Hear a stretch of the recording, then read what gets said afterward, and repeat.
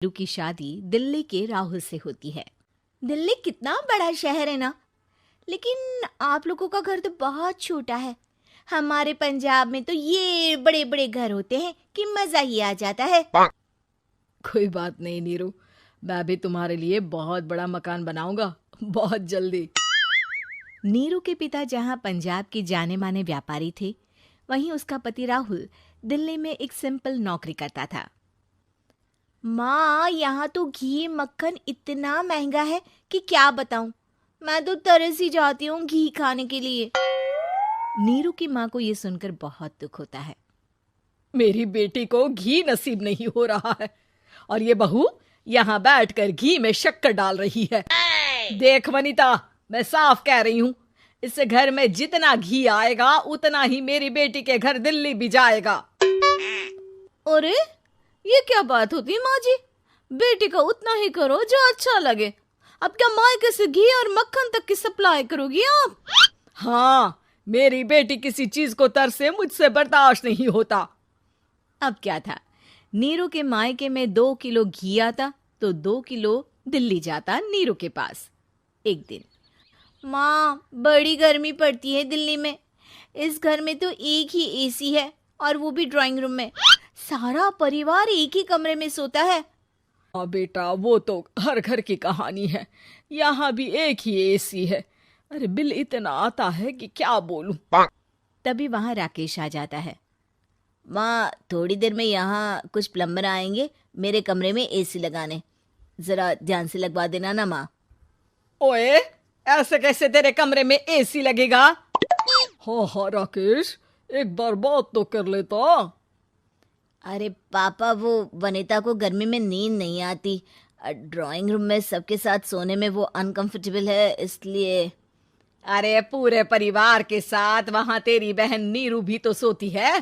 वो नहीं हो रही क्या अनकंफर्टेबल? समझ रहा है ना? अगर एसी लगेगा तो एक दिल्ली में तेरी बहन के कमरे में भी लगेगा, तभी तू लगा सकेगा। राकेश वनिता को सारी बात बताता है। वनिता करती भी क्या, मन मार कर बैठ जाती है। माँ, ये लोग ठीक नहीं है, क्या करूं मैं? अरे बेटी, यहाँ आ जा, तू यहाँ आकर रह ले। अरे छोड़ दे ऐसे पति को। कैसे छोड़ दूं माँ? समाज क्या कहेगा, लोग क्या कहेंगे? वैसे भी मेरा एक बेटा है मयंक। अरे हटा बेटा, तेरी उम्र ही क्या है? इतनी परेशान रहेगी तो काम कैसे चलेगा? खैर, बात आई गई हो जाती है। माँ को लगता है कि नीरू ठीक है, तो वहीं नीरू के मन में एक ही लाइन चल रही होती है, यहाँ आजा। माँ ने तो बोल ही दिया है कि यहाँ आजा। बस मयंक थोड़ा सा बड़ा हो जाए, इन गरीबों को छोड़कर मैं वापस माँ के पास ही चली जाऊंगी। वो इसी सोच में बाजार में चल रही थी कि मैम, आपका दुपट्टा जमीन को छू रहा है। नीरू जैसे ही उस लड़के की तरफ देखती है, देखती ही रह जाती है। हाय रे, कितना सुंदर लड़का है ये। अब क्या हुआ? मैंने कहा आपका दुपट्टा। तो खुद ही उठाकर दे दो ना। लड़का समझ जाता है कि नीरू उस पर फिदा हो चुकी है। वो उससे उसका नंबर लेकर चला जाता है। अब क्या था, नीरू और रोहित में लगातार बातें होने लगती है। मैं हरियाणा का रहने वाला हूँ, यहाँ एक बड़ी कंपनी का मैनेजर हूँ। अच्छा, और कितने बच्चे हैं तुम्हारे? बच्चे? अरे मेरी तो शादी भी नहीं हुई है। तुम बताओ, शादी करोगी? नीरू शर्मा जाती है। अब लेकिन मैं तो पहले से ही शादीशुदा हूँ। मुझे फर्क नहीं पड़ता, बस तुम शादी कर लो।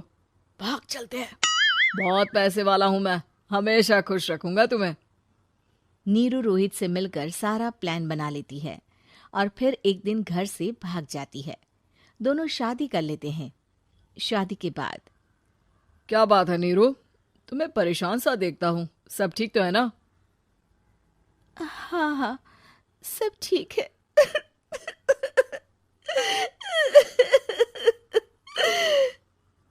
ये कहते कहते ही वो रोने लगती है।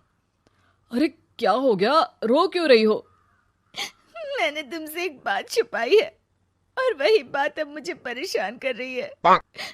रोहित, मेरा एक बेटा भी है, उसका नाम मयंक है। क्या बात कर रही हो? ये तुमने मुझे पहले क्यों नहीं बताया? देखो नीरू, मेरी माँ को मैंने ये नहीं बताया है कि तुम शादीशुदा हो। बच्चा मैं मैनेज नहीं कर पाऊंगा। नीरू को समझ में नहीं आता कि वो क्या करे। तुम उस बच्चे को अपनी माँ को क्यों नहीं दे देती? नीरू चुपके से माँ को फोन करती है। माँ, क्या मयंक को तुम रख सकती हो? बेटा, मैं राकेश के साथ बात करती हूँ। आखिर घर का बेटा वही है, जो वो बोलेगा। वैसे भी बेटा, तूने जो किया है ना, उसके बाद से पूरा घर तेरी बुराई कर रहा है। मैं भी अब किसी से तेरे लिए लड़ नहीं सकती। राकेश बेटा, नीरू ने तो जो किया बहुत ही बुरा किया, लेकिन मैं सोच रही थी कि क्यों ना मयंक को हम यहाँ ले आए। तभी वनीता बोल पड़ती है। वाह जी, ऐसे कैसे यहाँ ले आए? यहाँ क्या भंडारा भरा है? और जिस बच्चे की माँ ने नहीं सोचा, उसके लिए हम क्यों सोचे? नीरू को एक बार तो अपने बच्चे के बारे में सोचना चाहिए था ना। अरे लेकिन तेरे पास भी तो लड़का नहीं है ना वनीता। माँ, वनीता ठीक बोल रही है। कल को वो बड़ा होकर इसी घर का हिस्सा मांगेगा तो हम क्या करेंगे? माँ कहती भी तो क्या, वो चुप रह जाती है। वहीं नीरू का पहला पति कहता है। माँ, अगर आज भी वो वापस आ जाए तो मैं उसे माफ कर दूंगा। बेटा, गरीबी चीज ही ऐसी है, क्या करेगा। तू तो अब मयंक का सोच। वो बेचारा तो बिना माँ का हो गया। मयंक के खातिर तू दूसरी शादी कर ले बेटा। लोगों के लाख समझाने के बाद नीरू के पहले पति की शादी रिद्धि से हो जाती है, जिसके पहले पति से 2 बच्चे होते हैं।